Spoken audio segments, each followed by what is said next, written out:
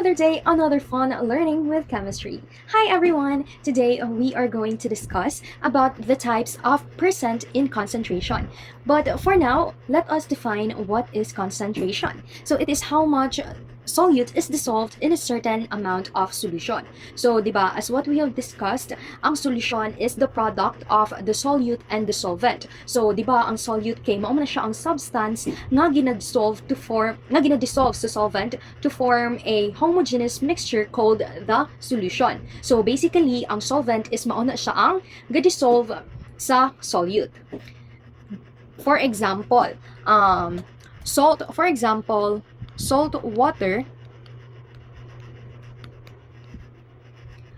water with a lot of salt is high concentration.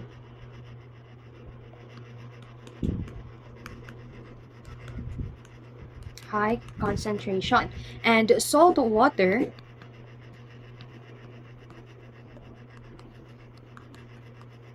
with little salt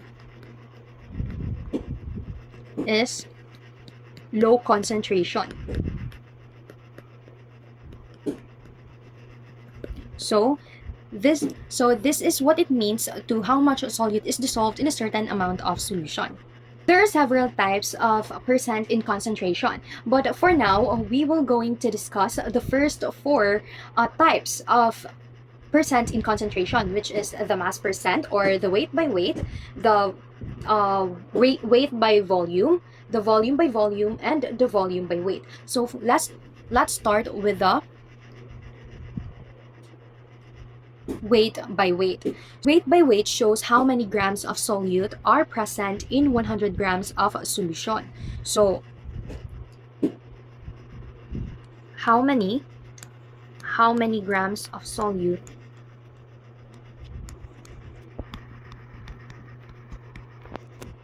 are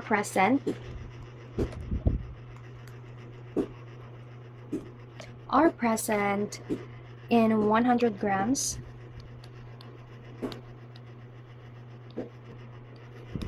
of solution. So this is expressed by the formula mass percent equals grams of solute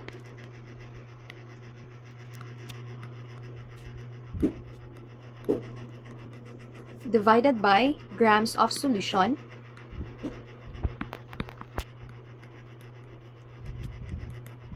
multiplied by 100. So let's start off with our problem number 1. A solution contains 15 grams of salt dissolved in 85 grams of water. Find the mass percent of the salt. So first, let us write the given, which is 15 grams of salt, 85 grams of water,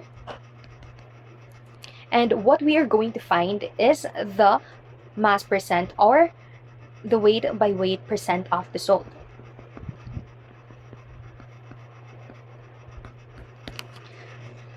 Okay, so the formula mass percent equals grams of solute divided by the grams of solution times 100. So ang solute nato diri is obviously ang salt. So let us write 15 grams here. 15 grams divided by the solution. So, in order na makuha ang ato ang solution is need nato i-plus or i-add ang ato ang solute ug ang solvent. So, di ba ang ato ang solute diri kay ang salt and ang ato ang solvent diri kay water. And since ang solution man is ang product sa solute and sa solvent, so i-add nato silang duha. So, 15 plus 15 grams plus 85 grams is equals to 100 grams. So, ang ato ang solution is ang 100 grams.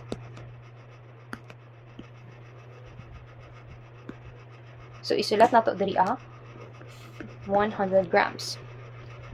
So, i-divide nato sila times 100. Okay, so 15 grams. 15 grams divided by 100 is equals to 0.15. 0.15 grams. So ito siyang i-multiply sa 100, we are going to get the answer of 15%. So, ato ang final answer, ang mass percent sa salt in a solution that contains 15 grams of salt dissolved in 85 grams of water is 15%. So this is the final answer. Okay, so next problem, another problem, number 2. A 250 grams solution contains 50 grams of sugar. Find the mass percent of sugar. So first, i-write nato sa ang given, which is 250 grams of solution, 50 grams of sugar. So ato ang ginapangita diri kay ang mass percent sa sugar. So kay given ang formula di ba kay mass percent is equals to grams of solute divided by the grams of solution multiplied by 100. So kay given naman ang ato ang solute and solution, so pwede na nato siya i-substitute ang given sa formula. Pero if gusto ninyo pangitaon ang kung pila ang grams sa iyahang solvent, you can just subtract the solution sa solute. For example, kini 250 grams minus 50 grams. So mugawas dara ang answer diri kay mugawas ang 200. So we have 200 grams of solvent. If ever lang na gusto ninyo pang mahibal-an kung pila ang grams sa solvent. So, let's go back sa problem. So, i-substitute na lang nato ang given sa formula. So, grams of solute, we have 50 grams. And then, the grams of solution, we have 250 grams. Multiplied by 100. So, 50 divided by 250, we will get 0.20. We're going to multiply it by 100. So, we're going to get an answer 20. So, we have 20%. Mass percent, we have 20%. We have 20% mass percent of sugar in a 250 grams solution that containing 50 grams of sugar. So, mani ang final answer. 20%. Okay, now we're on to our last sample problem sa ato ang weight by weight na type of percent in concentration. So let us now have problem 3. How many grams of sodium bromide are needed to make 50 grams of a 5.0 solution? So first, as usual, we have to write our given, which is 50 grams of solution and a mass percent of 5.0. So, ang ato ang ginapangita karon is ang solute. Ang grams sa solute, which is I'm so sorry. Ang grams sa solute. So, muna siya itong ginapangita. First, i-write sa nato ang formula para dili ta makalimot. So, mass percent equals grams of solute divided by grams of solution multiplied by 100. So, sa ato ang given kay naa naman tay solution, naa na pud tay mass percent. Ang ato ang ginapangita di ba kay ang solute, which is ang grams sa sodium bromide. So i-substitute sa naton ipang-substitute sa naton ning given sa ato ang formula. Ang mass percent nato, we have 5.0 and then grams of solute grams of solute divided by our grams of solution, which is 50 grams, multiplied by 100. So now our second step is i-divide nato both sides by 100 para makancel ni siya. So 100, 5.0 divided by 100. So makancel ni siya diri ang 100. And 5.0 divided by 100 is 0.050. So, kini may man siyang grams of solute divided by 50 grams. So, next step is i-multiply na pud nato both sides by 50 grams para makancel na pud ni siya.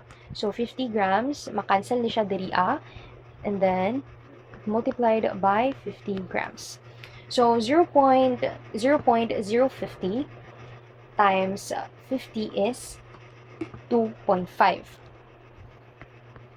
2.5 grams. So, we have now an answer. Ang grams na naa sa ato ang solute or naa sa ato ang sodium bromide is 2.5.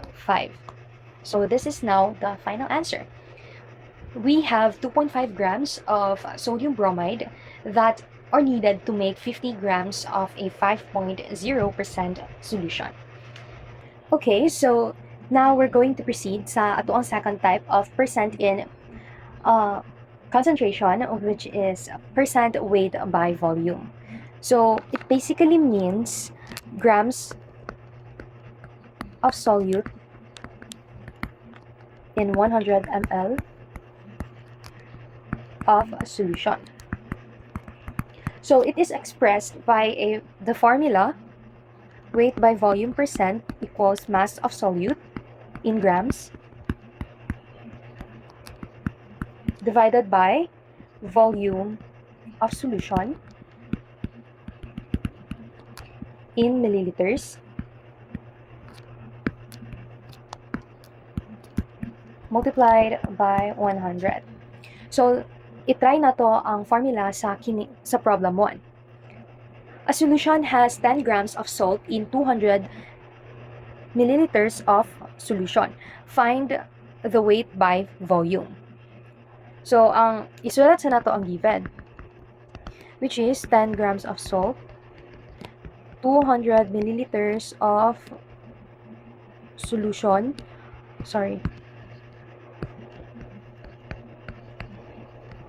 and ang ato ang ginapangita is ang percent of weight by volume. So first, di ba, mao man ni ang formula kini. So, i-substitute na nato diretso ang formula sa ato, ang given sa ato ang formula. So, kay given naman ang ato ang solute, which is ang salt, iput na nato siya diri 10 grams divided by the volume of solution in milliliters, which is 200 milliliters. So, divided by 200 ml multiplied by 100.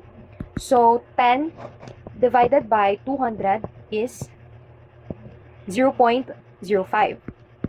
0.05. And then, multiplied to 100 is, we get the answer of 5%. So, we have 5% of weight by volume.